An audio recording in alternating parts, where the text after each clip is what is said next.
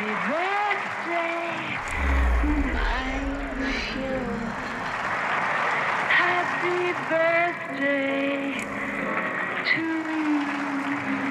you. The bounds of truth, space, and identity, the surveillance state, disease, what is real and not real, and what is the metric by which to gauge reality, have all become cardinal topics in our digital age. Nowhere seemingly more so than on the small screen. As the launch today of Season 2 of Amazon's The Man in the High Castle and Netflix's The OA on their respective streaming services displays. Can I ask you something? I'm sorry, I'm late. I have to go. I'm sorry. Did you have an NDE? I don't know what that is. A near-death experience. Did you die and come back to life?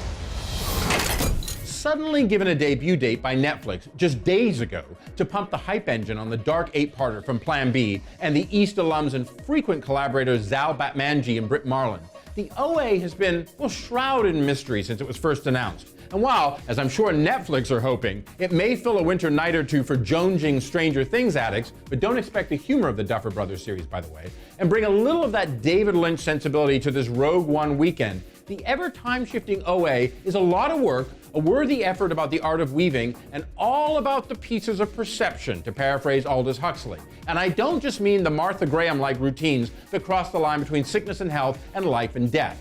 Even though all of the episodes of the OA are available now, I'm not going to spoil anything here, except to say that while the sometimes loitering series does veer into getting a little bit too high on itself, and the score hints at danger way too often, Marling puts in a raw and remarkable performance as a woman returned to her family after having been missing for several years, and now with her sight restored, a chilling and caged tale that she tells 4 suburban and striving Michigan high school boys of what may have happened to her.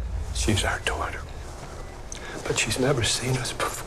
I will also say that Walking Dead and Bosch vet Scott Wilson and Alice Krieg will break your heart as the adoptive parents of Marling's OA and are the secret emotional core of this very emotional offering in this world gone mad in more ways than one.